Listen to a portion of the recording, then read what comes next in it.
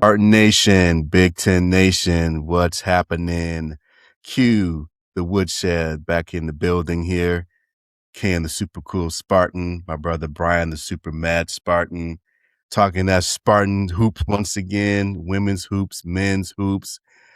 Also gonna little dip into the football program here. They've had some updates here with recruiting and some other activities coming up here in the calendar for the springtime. So we're going to give you all that info here. What's going on with you, super mad Spartan? How you been living? How you been feeling? Nothing, the usual. At work, grinding, watching Michigan State. Right now, watching the Pistons hopefully put these bum ass Knicks away. Yeah, putting these damn Knicks in the dirt, boy. They've been killing them. Tracy Morgan looking pretty mad. John McEnroe looking pretty angry. Fat Joe, he's like, the Knicks fans are stunned. They're like, what the hell's going on here? I mean, basically, the Pistons got their backups kicking ass. But that boy Cade got like 40. He must got 40 points tonight. He must have like a 40 bomb. He's staring at my man number 20. My man Dennis Jenkins, boy, getting the alley-oop. Wow, yeah. Yeah, put him to bed. Oh, boy, yeah. But right, that's not why we're here, even though it's good to see the Pistons get into the Knicks. Yes. But here at Q the Woodshed, we're versatile. We could talk about the Pistons, talk about Spartan hoops. Hey, Spartan football, we can do it all. We're versatile here in these parts. But let's get it right into it, broski. As usual, we'll start it off with the Lady Spartans here, as they say, women first here. So, past couple games, kind of up and down.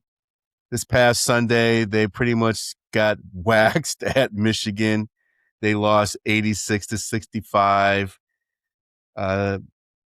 The women's team kind of mirrors the men's team, it seems like, because when they played against Michigan, they had a lot of turnovers. I mean, they had like 20 turnovers, which pretty much that decided the game because Michigan had, they scored a lot of damn points off those turnovers. I watched the game, and unfortunately, I did turn it off with maybe like 3 or 4 minutes left in the fourth quarter because I just knew that the girls just didn't have it. But they turned around, took that loss, and took it out on Northwestern a few days after, killing them 104-68. I mean, they just beat the shit out of Northwestern. And I read that was their senior day, too, I believe, at the Breslin for the ladies. So yes, I'm sure that added some motivation to kill the Wildcats.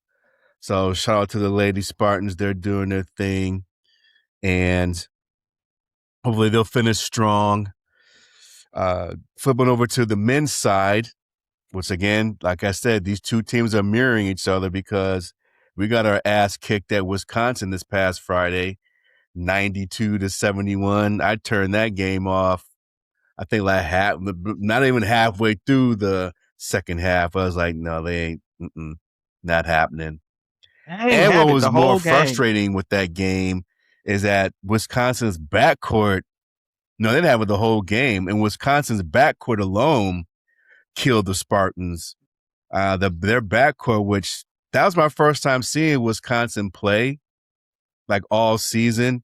They have a really good backcourt. I mean, those dudes can shoot. I mean, they accounted for like 53, 54 points of the 90-plus points they dropped on Michigan State. And I have read that was MSU's biggest loss in a very long time. I mean, I think like the fourth worst loss I think, in program history, something like that. And yeah, like I said, that backcourt just killed us. But like with the ladies, they turn around and beat the F out of UCLA, 82-59, to the point that Isn't Mick it funny? Cronin, which has been all the topic, of conversation throughout the sports world, he threw his own dude, threw his own player out the game after that flagrant foul on Cooper. So it's been crazy. Yeah, it was interesting about like the Wisconsin. It's You been know, a crazy turn of events with after they beat up yeah. on us, they got blown up by Ohio State. Right. I was gonna Completely say worked yes. by Ohio State. So Yes, it's just yes. Yes, and they turned around and lost Wisconsin by has beaten like every top 20 contender points in or the Big something. Ten. Yes, Wisconsin has beat all of the top tenders in the Big Ten, Michigan, Illinois, Michigan State, but they've lost to some of the bad teams. Like Ohio State's not a good team right now. They have really good players, but they're not. They haven't won. They're not No, good. They lost to Indiana. Indiana's not good, no, and it's like it's a weird thing, Wisconsin. right. So you can beat the Giants, but you can't beat. It's just so inconsistent. But anyway, back to Michigan Right. State. One of the things with the men's team, their defense had not been up to par in the last few games, and that's why they're taking these blowouts. We know the And it offense showed. is what it is. It's It never showed. going. This season is not going to be, uh, 90-point. Well, always go go shot for shot with somebody. That's not what this Michigan State offense has been about this season. They've been about being efficient, getting good shots, Mm-hmm. but their heart has been on defense when they've won the games because they've been one of one of the best defensive teams in the nation. And when we're not Yeah. playing that high level defense, our offense cannot pick it up for us. And so these Yeah, that's last few true. games, you've kind of seen it. Very true. We lost to Minnesota. Defense wasn't good enough. Yes. Obviously we lost to Wisconsin. Definitely wasn't good enough. And they was getting those open shots and open looks. It was night really quickly for us. But like you said, we bounced back versus UCLA, Yeah. put them completely in the dirt. Had, I think, probably our best offensive game this season. I think they hit 14 3-pointers. Yeah, 14-3. That was like the best outing all season for the Spartans from behind the 3-point line. So, yeah, that A was a lot of great anybody showing. Hopefully watching that will Wisconsin game continue.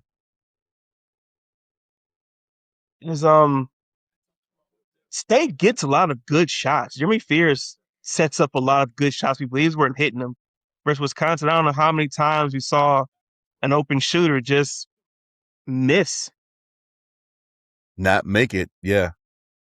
Like just But in Fears we trust. And he came back another whole hum 20-point game, 10 plus assists a game. You know how Jimmy Fears does it. Yeah, he had a double-double, didn't he? Yeah, I think Fierce like a Yeah. double-double in that game against UCLA. And if he can hit that open 3-pointer So yeah, that was like a great consistently, outing, and that was a very much he's needed gonna be he's a very tough win guard. considering how we performed at Wisconsin. Just like with the women, the mm-hmm.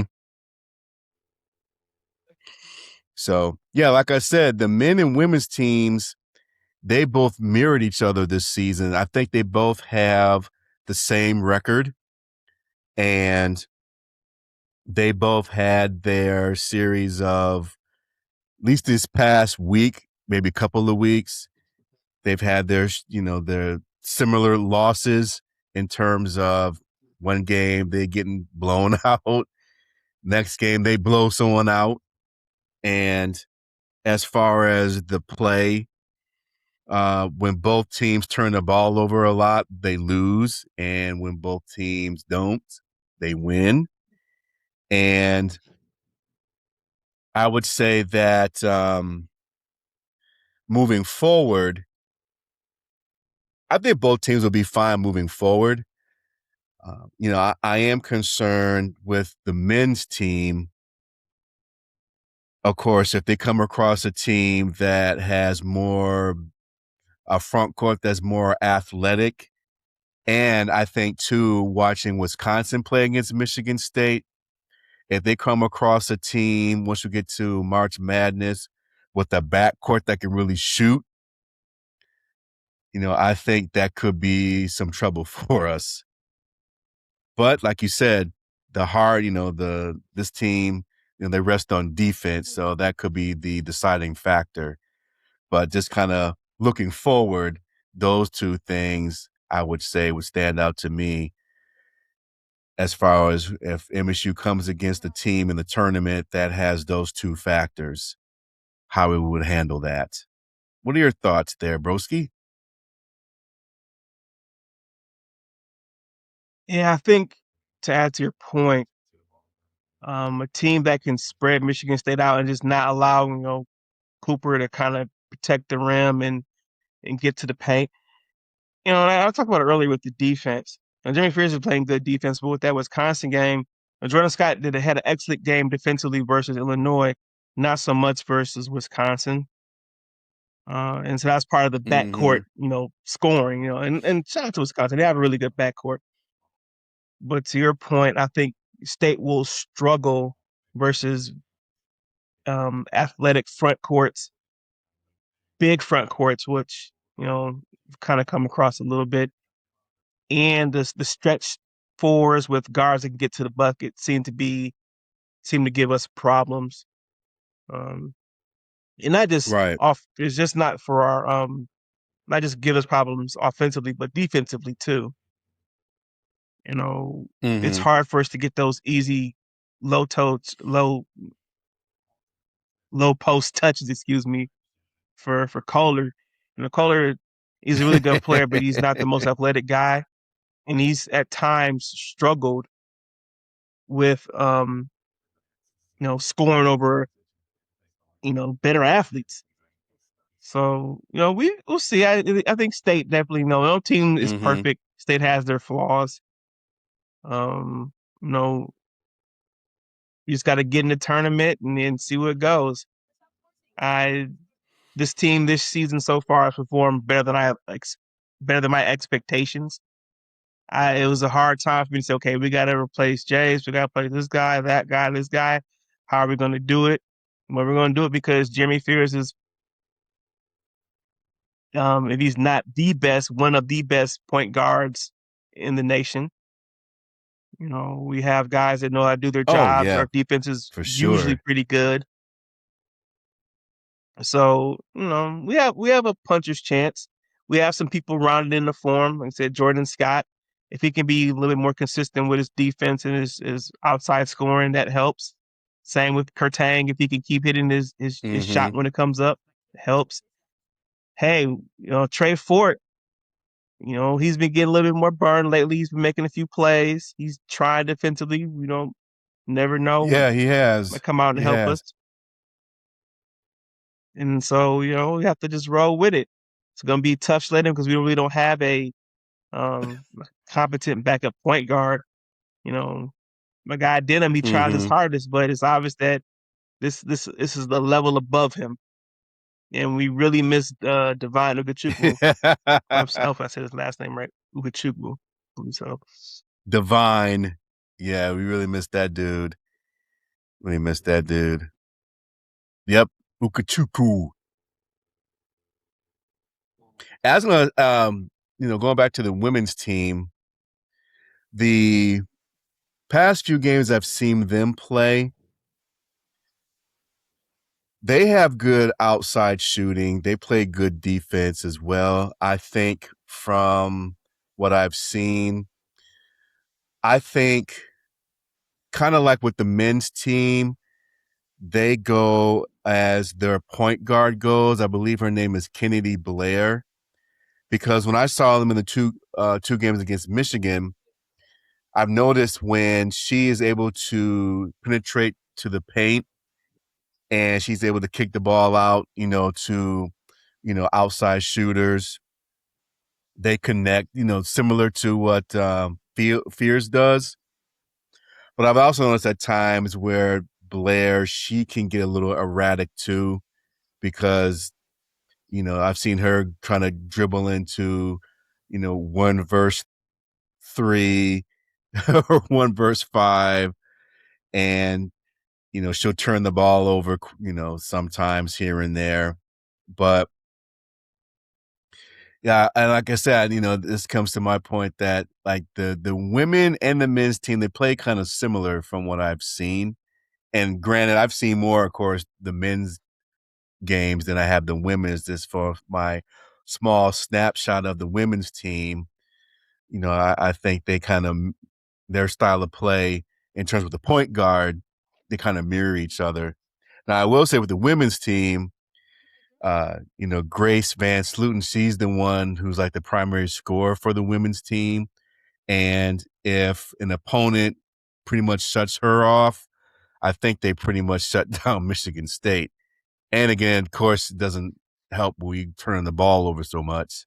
So that's my small, Yeah. snapshot of what I've seen of the women's team. But overall, like I said, they're doing, they're doing good. I know their coach, this is her maybe second or third year, I think, Robin Freilich. So she's still Yes, in that Fralick. rebuild mode. Like I said, when we first started doing our hoops podcast, she did get MSU to the women's March Madness last year. I think they got bounced on the first round by North Carolina, but she steadily has been, up in the program's ante. So, just keep doing what you're doing, Coach Freilich. Cue the witch said, "We got your back." No, Yeah. What do you thought the remaining games that we have here, broski? Because I believe now there is it 5 or 6 games left now? Purdue, Michigan, 5. Yeah, I because we don't know play the Ohio remaining State schedule this off the top of my head. Sunday. Look it up. Yeah, There's it's 3. I think it's Ohio State this Sunday, then at Purdue, at Indiana, I think home for Rutgers, and then after that it's the at Michigan. So I think there's 5 games left. Mm. Uh, man, I think they'll probably go 3-2. They'll beat the Mhm. teams they're supposed to beat, and then they'll lose to Purdue and Michigan at Mackey Arena. I can't even remember last time Michigan State won at Mackey. So that's always a tough order. And to be honest with you, State just doesn't match up well with Michigan. I know it was a closer game, but if our defense is going to step up and try to keep it close, maybe we have to find something on offense. Because you can have all the defense in the world, but I think for Michigan, you have to put the points in the bucket consistently. Yeah, I agree with you on that. Because we both said MSU actually could have beat Michigan a few weeks ago if they would have hadn't played such a terrible first half, only For scoring like sure. 26 or 30 points in the entire first half. So, yeah, if they're able to mush up a few more points in the first half, that game would have been very different. Yeah, they would have kept it close in that first half. But They damn near blow Michigan out in the second half. Because to be yeah, clear, for like sure. it's funny because Michigan wasn't playing their best. They were missing tons of shots. State was just playing that terrible and turning the ball over.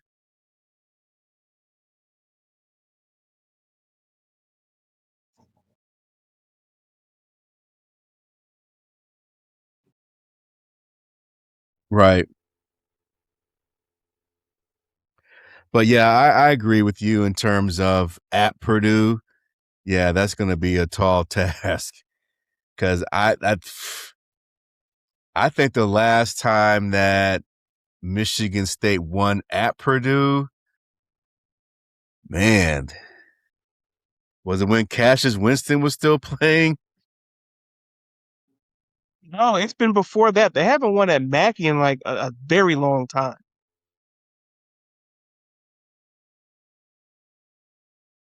Like Yeah, over a decade. Like it's been a grip. yeah. Just like how we've been a thorn in Illinois side, Purdue has been a thorn in Michigan State side for a very long time. I think last year was the first time that we beat Purdue in a, a very long time. So, I yeah. want to say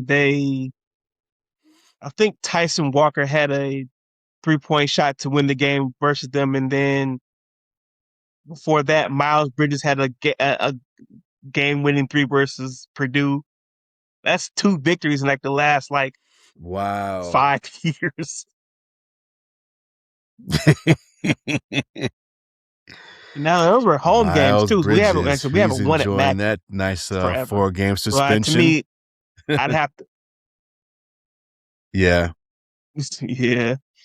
Um, but so yeah, I'd have to see it. So I'm thinking down the stretch, State goes 3-2. That should probably keep us. Is that top four in the Big Ten? Maybe get that double bye. It We'll see, possibly and then we'll head could. to tournament Yeah. time. Because since Wisconsin blew it at Ohio State, I think Wisconsin now is a game behind us in the Big Ten standings. So MSU is kind of right there of one of the top 4 seeds to get that double bye. But yeah, it's going to be tough. I mean, like you said, these last few games, you just, just hope that they can go at least maybe 4-1. But the way the season's been playing out, especially, I'm going to make this point too, not just in the Big Ten, but overall in college basketball, a lot of ranked teams, I mean, again, if you're into the rankings, a lot of ranked teams pretty much took some L's, some of them ass whoopings this past weekend and Oh, earlier in for the sure. week. Even Arizona North finally lost Carolina, another I think game. they're Like that's why Michigan number on a one. slide. Yeah, Arizona. Yeah, Arizona lost. North Carolina, ever since they beat Duke, they've lost. Kansas lost. Like we started talking about Wisconsin losing to Ohio State. Nebraska lost. Nebraska's Yeah, on a pretty kind of bad losing streak. Yeah, Kansas. I think I Kansas mean it took a happens. loss It's very too. tough. So yeah, yeah, yeah. This time of year, nobody's safe. Doesn't matter if you're ranked or not, because teams, especially teams that are kind of on teetering.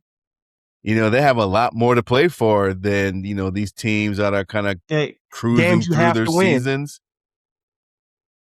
Right. I, So for, I forgot what yeah, podcast I it's was it's listening uh to, it's been tough and they sledding brought across the that board. point up about teams that have to win games. So, like for instance, State Mm-hmm. was on a 2-game losing streak. They lost to Michigan and go lose to Minnesota. So we had to beat Illinois, so we did, and we wanted it more than them. We won. And you can say Mm-hmm. the same thing about Wisconsin. Wisconsin had to beat Illinois because all right, they wanted to prove there's something in the Big Ten. They put the Right. same way they um had to beat Michigan State, and they put it to us, and so they kind of feel like they got over the hump, but then they got humped by by Ohio State. Ohio State. So it's you know yeah, so it's just We're seeing the dog days of the Big Ten. I, and one thing that always gives me hope is that once we get Or out just into the college tournament, basketball.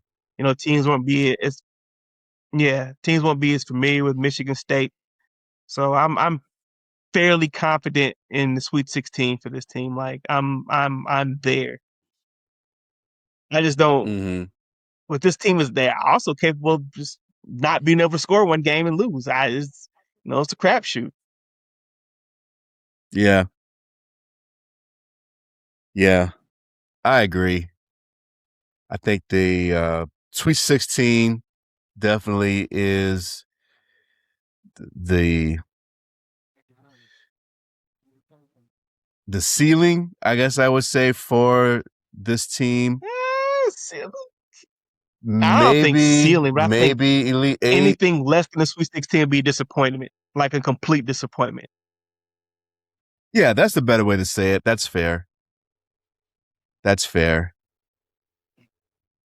Can they get to the Elite Because with the Eight? right It's draw, possible. Yeah, right I say draw with the and right draw, I who think gets they could. popped. Mm-hmm. This is one game, I mean, like to your point, and there's a lot more parity in right? And college to your point, as basketball. long as you have fears, yeah, yeah. Since fears. I mean, like he's the deciding factor. He's the one that controls all the things here for the men's team to get to through the tournament. So, because like I said before, good guard play Got is pretty two much more years dictates of how far you fears. can go into the tournament. 2 more years of fears, yes. And we're gonna maximize all two of That's the those crazy years thing. I that mean, we this is got only them. his second full season. He's Yeah. he's poised to break some assist records for Michigan State and the Big Ten this year if he keeps up his double doubles and if he gets like 12 assists a Mm-hmm. game. And I think they still count the tournament. He would break, first of all, Cassius Winston's single assist record for Michigan State. And Oh then wow. in the Big Ten, if he averages, I think he needs in the last 5 games, or I think they count the tournament as part of the season. So if he gets, Mm-hmm. if he get those last 5 games plus a few games in the tournament, he get to overtake Brandon Smith, the guy, the really good point guard for Purdue, the Big Oh Ten yeah, yeah, assist yeah. record, history record. So it's Mm-hmm. those big things coming up. For sure. For sure. So we keep the faith. Keep the faith in Tom Izzo. And Izzo we trust. For sure. So let's switch gears here for a minute, broski. We got some good football updates here. Cue the woods that our main thing is football. So I know you've been keeping up with what's going on in the world of recruiting. I've read a few things here. Know that we have that spring showcase coming up in April. That was just announced earlier this week. So what's going on the recruiting tip there? Michigan The State looks floor like is they want to yours. compete for top talent. That's the biggest thing I'm noticing right now. Not afraid to get into it, Yeah. battles with the powers, and they seem to be really Mm-hmm. focused on Midwest recruiting. Trying to own the state, Michigan, Illinois, and Ohio. Those most of the offers are going out to. And it's still early for some of the recruiting stuff. I know they just kind of really started the 2027 recruiting class. Officially offering guys and going forward and getting set up with official visits. But one thing I've noticed a common theme from the recruits is that they note the energy from the coaching staff. They said the intensity and the energy. Now, does that mean anything right now? No, we're still in the wait and see moments. But it's good to hear that that's one of the driving forces. Like they that's a note, the energy and intensity. Because I think for the previous coaching staff, that was one part that was missing, and the fan base felt it. We tried to say, hey, Mm-hmm. let's not talk about sideline demeanor, all this stuff, it's wins and losses. But it made a difference because when you're angry, you want to see that the people they're angry too. When they're happy, you Right. want to see that they're happy too. And so Mm-hmm. hope springs eternal. I we'll see what the product looks like. We'll see what the team finally looks like because they're not done with the transfer portal stuff. They're probably trying to add some more pieces post spring and before the fall camp starts. Because definitely need some people on the defensive line, a little thin there, at least some bodies.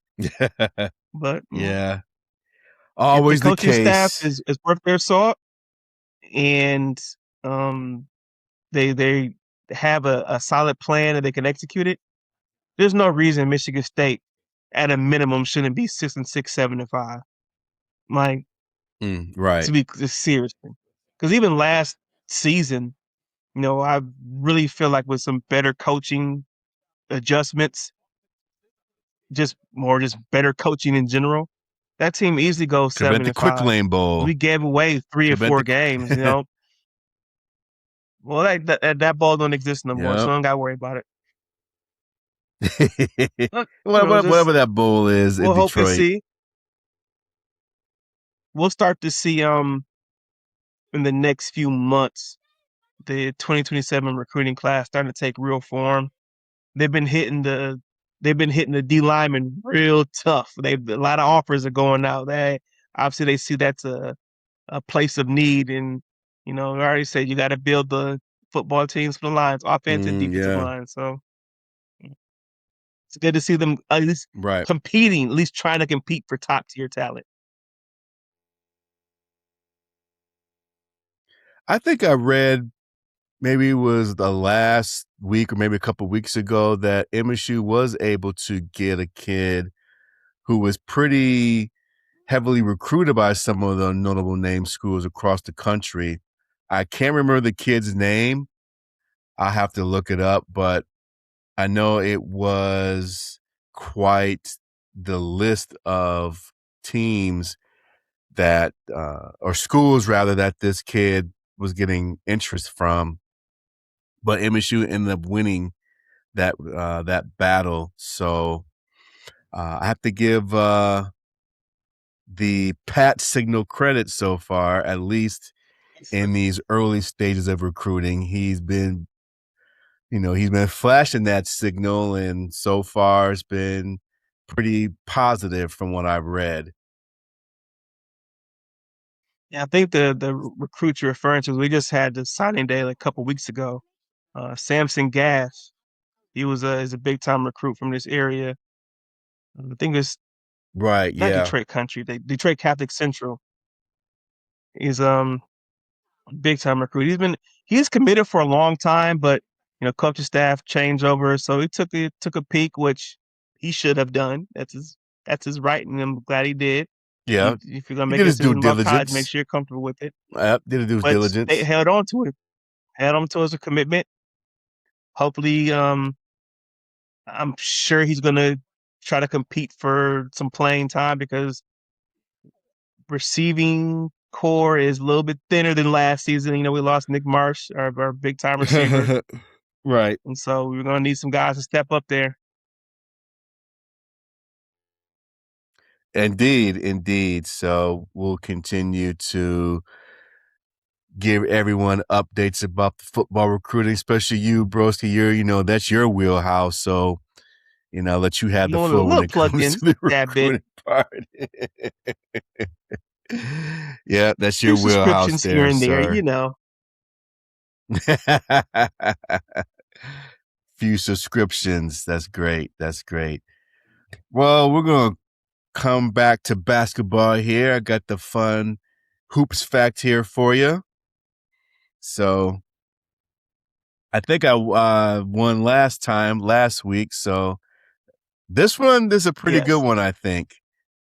Because when I researched this one, I was even surprised who the answer was. So the question of this podcast is, who is the all-time leader in three free throw percentage at Michigan State basketball? Who is the Free throw leader of percentage. in terms of free throw percentage at Michigan State? And as usual, it is multiple choice. Is it Cassius Winston, Kalen Lucas, or Drew Neitzel?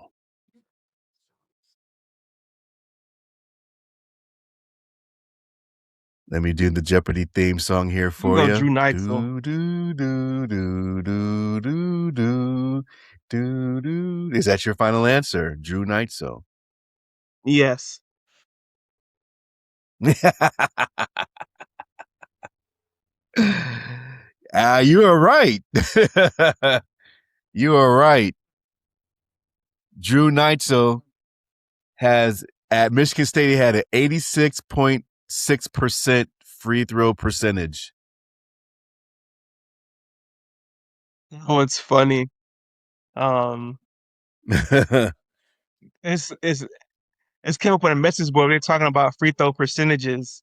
Because there's a Jeremy Fears appreciation thread, and they were talking about how good he is, and talking about free throw percentage came up, and I knew it was like it's someone I wasn't gonna. I knew it wasn't Cass. Like, oh, he said Kane Lucas, not Kane Lucas. Oh, it gotta be Drew Neitzel. So process of elimination to get me on the board yet again.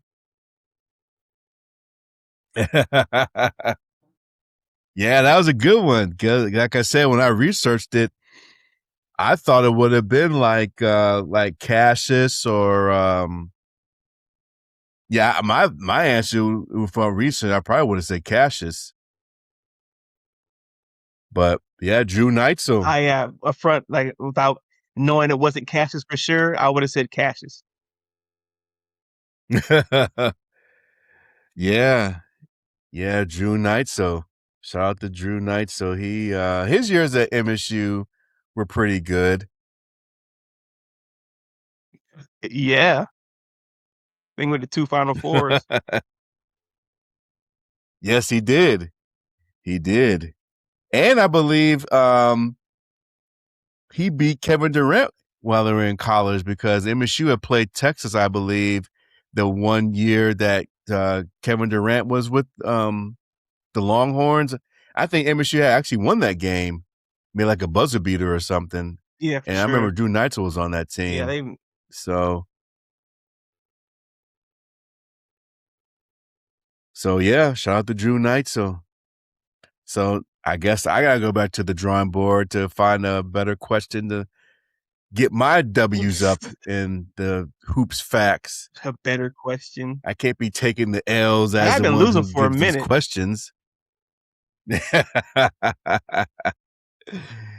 Well, so far you've been nailing these hoops facts, so I'm gonna start doing my research tonight. Get you next time. Find some way back in the day facts for you. But anyway, well, another Hoops podcast here, wrapped up here with a bow, nice little bow and gift wrap. Make sure you guys check us out on our social media links. And don't forget, we're also on Spotify, Amazon Music, of course, YouTube. So you can check us out. Our reach is very large. So, and comment as always. Love to hear from you guys, and comment back, especially with all of the banter of against that team down the road. I actually had checked out some posts on TikTok. People were commenting from that team down the road because they're all happy and giddy about their They team care being about number one in basketball the for the country moment. and whatnot. So yeah. So, but yep. Love to hear your comments. We'll definitely comment back. Cue the woodshed. I'm Ken, the super cool Spartan. My brother Brian, the super mad Spartan. And we are out. Go green. Go white.